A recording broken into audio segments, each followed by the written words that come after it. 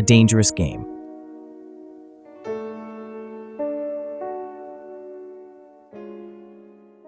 Chapter 1.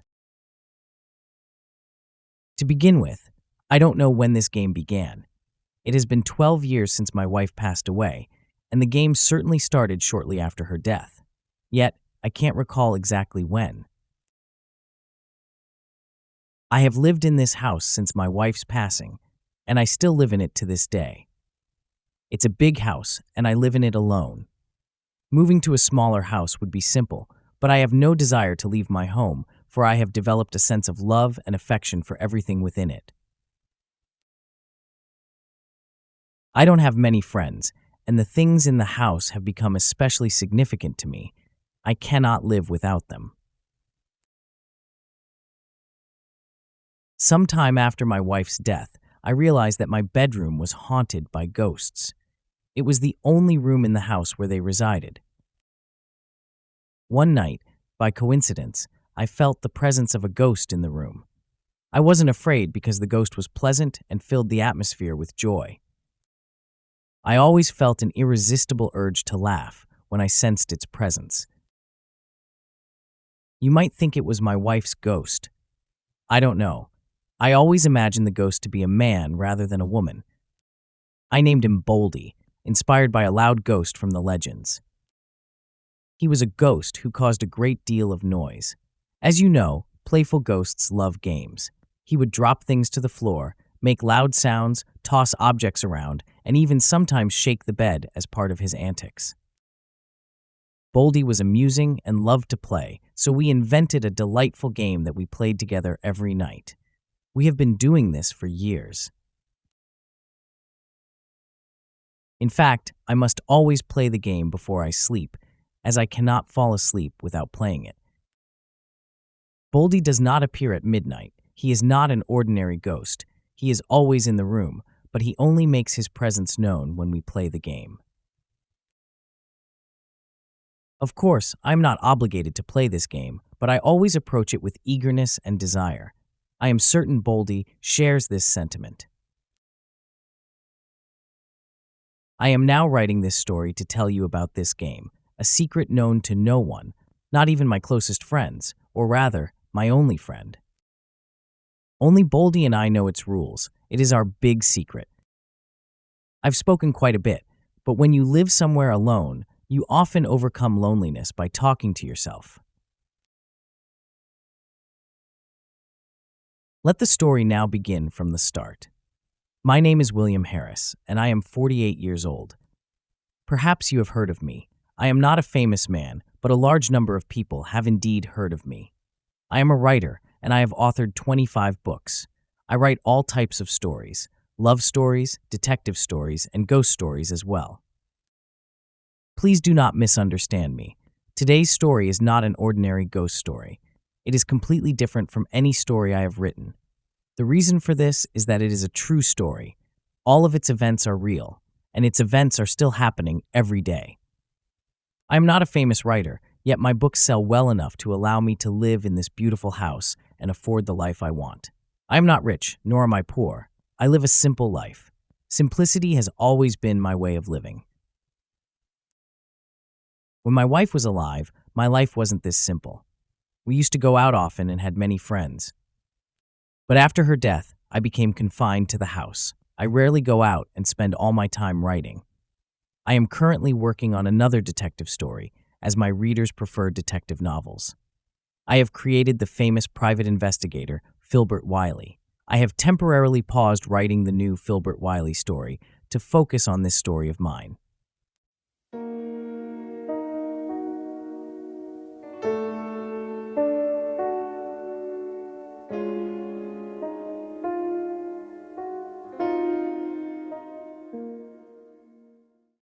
I must tell you something about myself and my wife.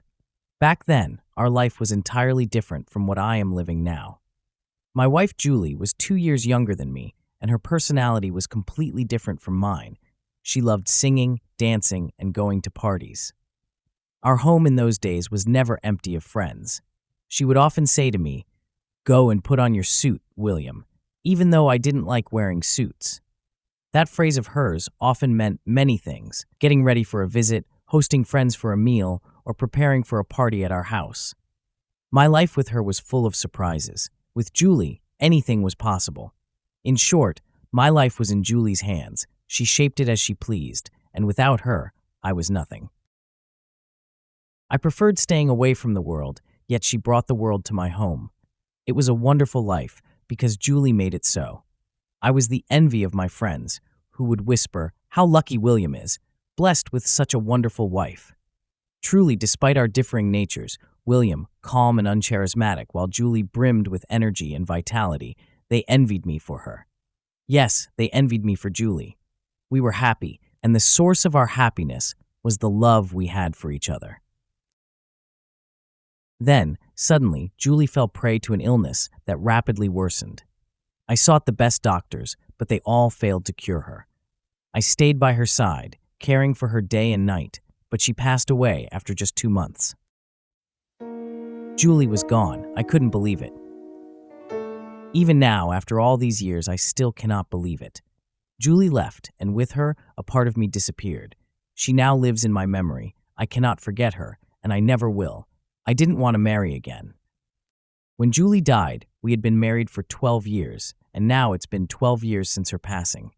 God did not bless us with children, so, when she passed away, she left me alone, confined within the walls of this house, drowning myself in work, initially trying to distract myself from thinking about her. The pain overwhelmed me at first, but over time, things slightly improved, even though the sorrow never fully disappeared. Yet, whenever I think of Julie, I feel she hasn't truly died, but remains alive in my memory and thoughts.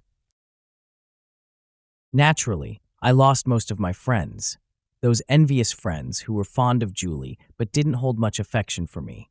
Now, with Julie gone, I no longer leave the house, nor do I attend parties or invite friends over. It didn't take long for all my friends to abandon me, as they didn't want to spend their time with someone as boring as me. No one envies me anymore, and I'm no longer William the Lucky, but merely William the Unfortunate. I now have only one loyal friend, named Lewis, who is also a writer. However, I have no idea about the books he's written, and I haven't read any of them. In fact, I've never come across any of his books in bookstores. When Lewis and I meet, we never talk about books, as we have another shared interest. We both enjoy playing chess and meet once a week around the chessboard. Louis visits me every Wednesday, always arriving at 8 p.m., and we play chess for about 3 hours. Sometimes we play several matches, and other times we settle for just one game. Around 11 p.m., Louis heads home, and I go to my bedroom to play a different game with Boldy. I'll tell you about it later. Indeed, Louis is a very loyal friend.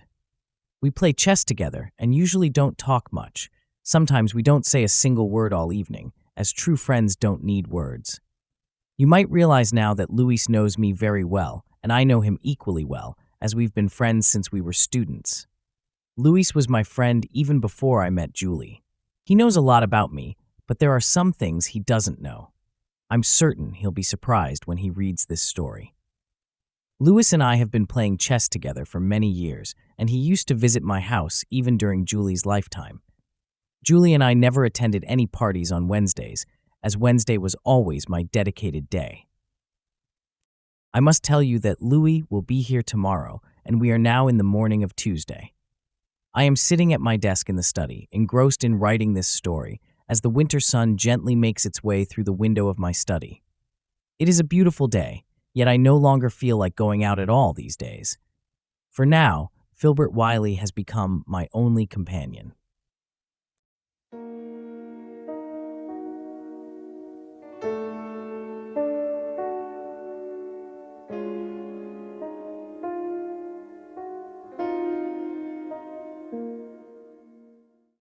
At this moment, I feel extremely tired and inclined to sleep because I didn't rest well last night. I spent the night playing with Boldy, and the game lasted a long time.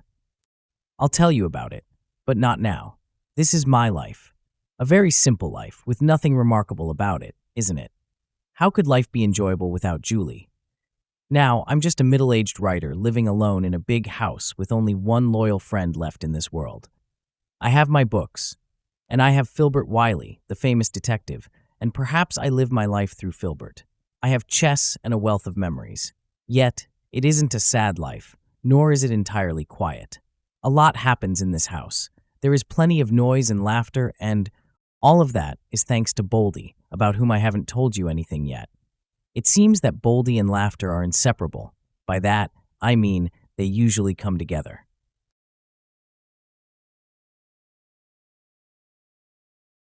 I don't know when the game began. I've told you this before, and I can't recall the exact time of my first meeting with Boldy. However, I distinctly remember how that meeting happened. I remember the first moment he appeared, the moment I realized he was in my bedroom. In fact, I recall every detail, which is why I'd like to tell you about it in detail. But first, I must tell you that my bedroom wasn't haunted during Julie's lifetime. Perhaps it was, but I never noticed, and I will never know the truth. Do you believe in ghosts? Truthfully, I've written several ghost stories, but they were nothing more than stories. I never believed in ghosts, and I still remain unsure of their existence. But I am certain of one thing. There is a very noisy ghost in my bedroom, and I won't add anything more to this fact.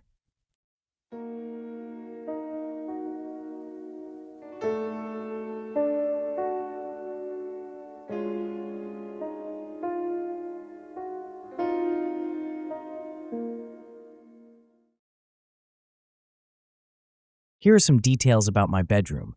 You need to know them before I tell you my story. In my room, there is a large double bed. Yes, it's the very same double bed that Julie and I used to sleep on. The headboard rests against the wall, and I usually sleep on one side of the bed, the same side I've always occupied. Beside the bed, there's a small nightstand with a bedside lamp, a lampshade. Near the floor of the room, there's an electrical outlet, a socket for lighting, and the bedside lamp is connected to it by a long cord ending in a plug. Don't mock the mention of all these details. They're very important, and it won't be long before you understand why. On one dark winter night, I was reading in bed, and the book wasn't interesting, so I felt sleepy. Usually, I turn off the lamp when I feel like sleeping. The lamp has a small white switch, but that night, for some unknown reason, I didn't switch it off in the usual way. Instead, I leaned over the edge of the bed and unplugged it. Why did I do that? I still don't know. What I did was rather silly. At the moment I unplugged it, I no longer felt sleepy. I found myself completely awake. The room was dark, pitch black, yet my eyes were wide open. My book fell onto the floor, hitting it with a loud thud, yet I didn't even notice. I sat upright on the bed, my eyes wide open, resting my back against the headboard. I stared and stared into the dark room. Naturally, I couldn't see a thing. Yet, in that moment, I was certain there was someone in the room. I couldn't tell exactly where, but this man, or woman, or whatever it was somewhere in front of me. Minutes passed as I stared into the darkness, waiting. Yet I still couldn't see anything. I wasn't afraid. The presence in the room felt extremely friendly, and I was happy. I couldn't hear anything, yet laughter filled the air of the room. I called out, "Who's there? Who is it?" But there was no reply. I waited for a long time. The person in the room felt like a friend, a dear friend, and I was eager to meet them. Perhaps I might see him if I turned on the light. This thought crossed my mind, and then I remembered that I hadn't used the switch but had pulled. So I leaned over the edge of the bed, pushed the plug back into the socket, and light filled the room. The room was empty. I could feel it. I was certain that the person had left. I unplugged the lamp again and waited. Nothing. The room was still empty. I plugged it back in. The light flooded the room once more. Still, no one was there. I turned off the light using the switch this time. Still, nothing happened. I was alone. My friend had left. I stayed awake for hours, beginning to think that it must have been a rather noisy ghost. At that moment, the name Boldy came to mind, and I called out, "Boldy, Boldy." Yet the one I was calling didn't answer. Eventually, I gave in to sleep. I realized that something significant had happened to me. That something was my first encounter with the friendly ghost, my encounter with Boldy. And so it began. Chapter 2. The Game.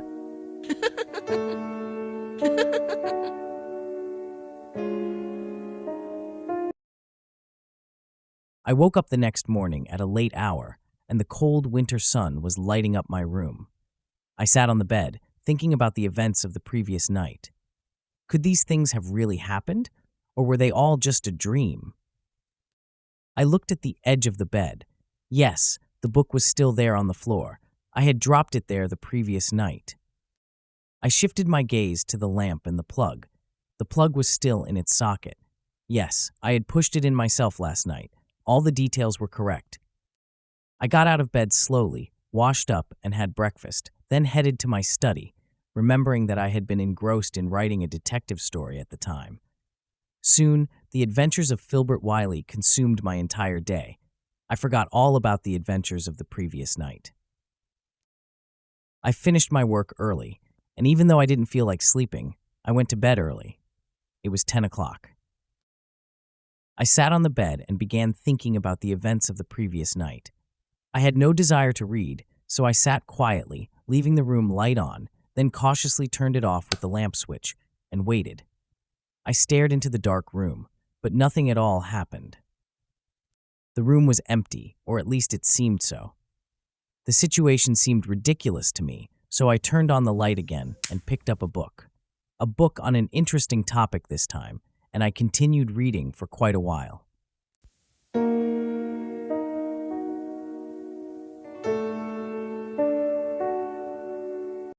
I began to feel sleepy, so I placed the book on the nightstand next to the bed. Then I decided to turn off the light. However, I didn't use the switch. I don't know why, but I leaned over the edge of the bed and grabbed the cord, then the plug at its end, and I pulled it out of the socket. As soon as I finished, I realized that Boldy was there. The familiar ghost was somewhere in the room, and I called out, "Boldy." But there was no answer. I stared into the darkness, then left the bed and walked through the room. I was sure Boldy was in the room. Eventually, I returned to the bed, leaned over the side, and pushed the plug back into the socket. The light flooded the room, and Boldy had disappeared. When I turned off the light again with the switch, he did not return. I turned the light on and off several times, but nothing happened, so I decided to go to sleep.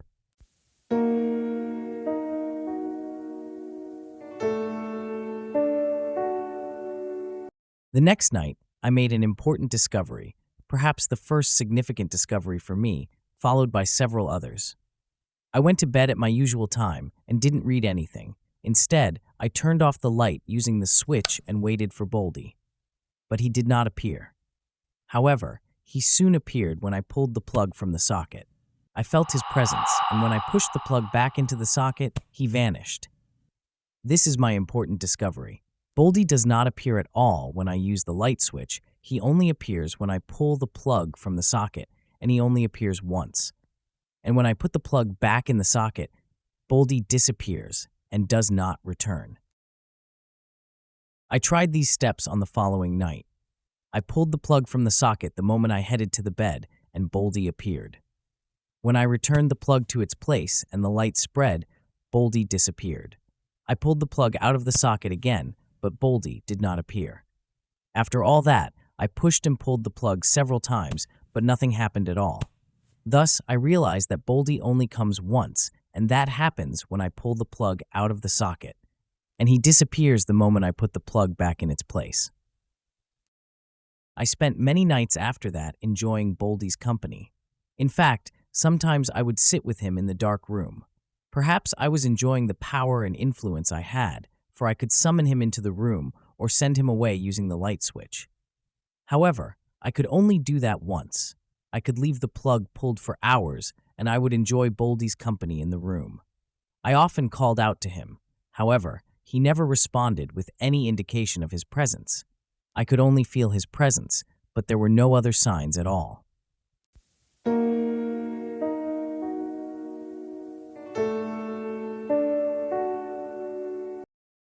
I never told anyone about Boldy. Louis would come every Wednesday for us to play chess together, and yet I never told him my secret. One Wednesday, I was surprised when Louis said to me, You look healthy, William. You always seem happy and smiling. It pleases me to see you in this state. Perhaps there's a secret in your life." I could only smile and remain silent. What Louis said was true naturally, for there was a secret in my life, but I had not told Louis about it. I fully realize that he is my closest friend, in fact, my only friend, but I don't believe he would be able to understand things of this nature. I enjoyed the company of Boldy in this way for almost a year when something strange happened one night. I had pulled the plug from the socket, and Boldy was in the room. I was sitting in bed, and I called out to him, "Boldy." And then he gave me the first sign of his presence. I heard a knocking sound coming from the other side of the room. Then I heard another knock, and another. The sound of the knocks gradually grew louder, and it moved closer and closer to my bed. Then the knocking stopped. I wasn't scared. In fact, I was laughing. The knocks returned once again, but this time they moved away from my bed to the other side of the room. The knocking was strange. How should I describe it? Well, it was like the walking of someone with a wooden leg, as though a wooden leg was tapping on the floor of the room, as if it were the step of a limping person. When a limping man walks, you hear a regular tapping sound with his steps. I was overwhelmed with happiness. At last, I received a sign from Boldy, and now I could feel his presence and even hear him. I thought to myself, now he trusts me. That's why he gave me a sign of his presence. I went about my daily routine as usual, but my life had now changed. Every night, I began to enjoy Boldy's company, and his trust in me grew little by little, and he began to give me different signs of his presence. Sometimes he would shake my bed, and I'd laugh, so he'd shake it again. At times, he would shake a chair in my room. Yes, I could hear it shaking. Sometimes he would throw things around the room. True, I couldn't see it in the dark, but I could definitely hear the sounds of those objects. Once, a hairbrush flew right in front of my face. At times, Boldy would open my bedroom door, then close it again, doing so quickly several times. Sometimes he'd play small pranks. Once, I found my shirt lying on the bed, and another time I found my shoe on the bed. I always laughed at these tricks and antics. I think Boldy loved hearing laughter, because whenever I laughed, he'd knock on the window or shake my bed.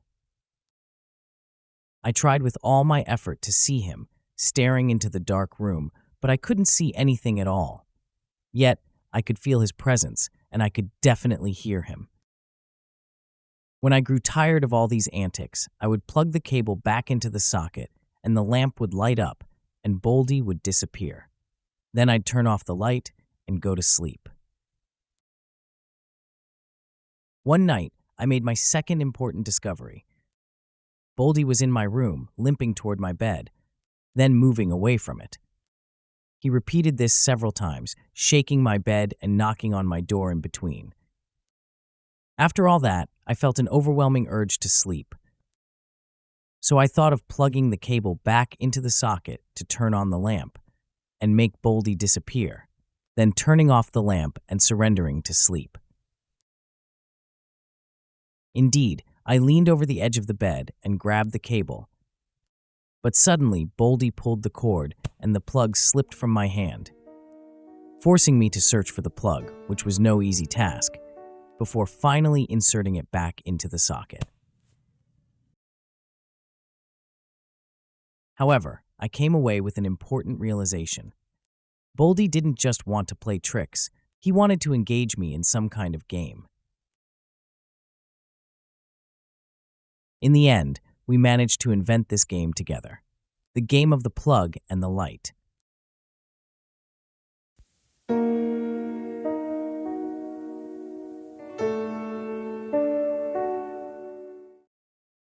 The rules of the game were very simple, but it took us a long time to establish them. And I can even say that these rules were developed gradually, and they were as follows. The first rule: I would go to bed while the light was still on. The second rule: I unplugged the cable from the socket and Boldy appeared. I didn't just feel his presence, he always gave me a clear sign, but I could also hear his footsteps on the other side of the room. The third rule. Boldy would then limp toward my bed, and I had to plug the cable back in before he reached the bed. Boldy, on the other hand, had to reach my bed before I could plug the cable back in. This was the game. If Boldy managed to reach my bed before I inserted the plug into the socket, he would win, shaking my bed and starting the game all over again. But if I managed to insert the plug first, I would be the winner of this round. Boldy would vanish with the light and not return.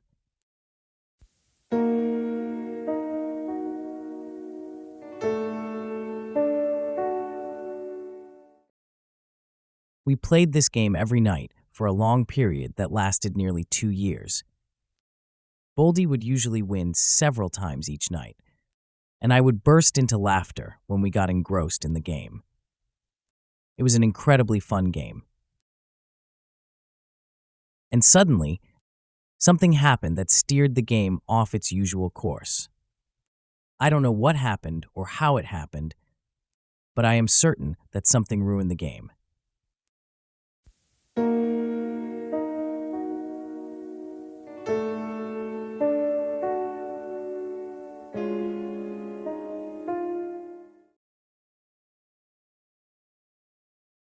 Chapter 3. The chess game.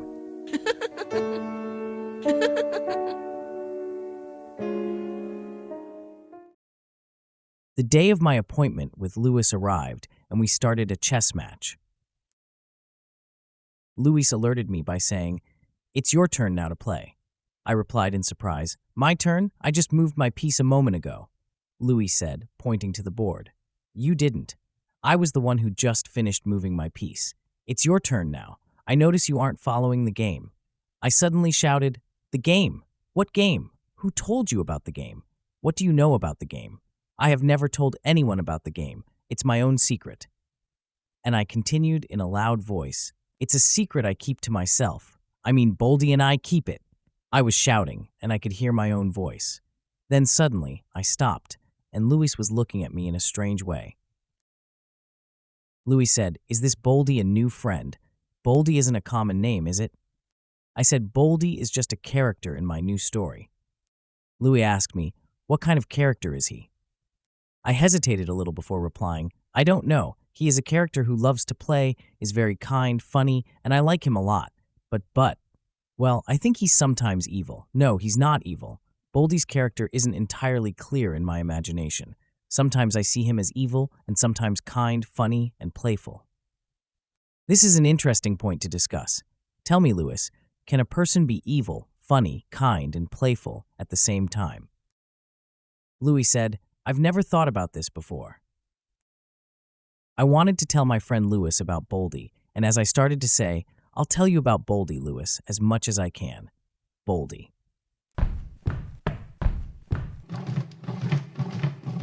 And suddenly, I heard knocks coming from upstairs, and the knocks were coming from my bedroom. I looked at Louis. "Did you hear a knock, Louis?" Louis said, "No, I didn't hear anything. The place is very quiet." I said, "It must be a sound in my imagination. My mind is preoccupied with the story I'm writing." Louis said, "Yes, that's true. You're a writer, living in a world of imagination. Look at how you talk about Boldy. You see him as a real person, even though he's just a character in one of your stories. Now, let's resume our chess game. It's your turn." I said, "Okay, it's my turn." My mind was preoccupied, and I was bored with the chess game. Then I moved the king. Louis immediately moved his queen and exclaimed, "Checkmate, you've lost the game." I looked at the chessboard and said, "You're right, I've lost the game." Louis said, "You didn't play well today. You didn't play your usual game. Do you know why?" I said, "No, why? Tell me." Louis said, "You weren't focused on the game. Your mind was busy with that character, Boldy. I didn't defeat you. Boldy did." Louis looked at his watch and said, "It's 10 to 12. It's getting late, and I have to go now." Then he stood up saying, "Thanks for the game. Good night, and see you next week." I said, "Thanks, Louis. Good night." And Louis left.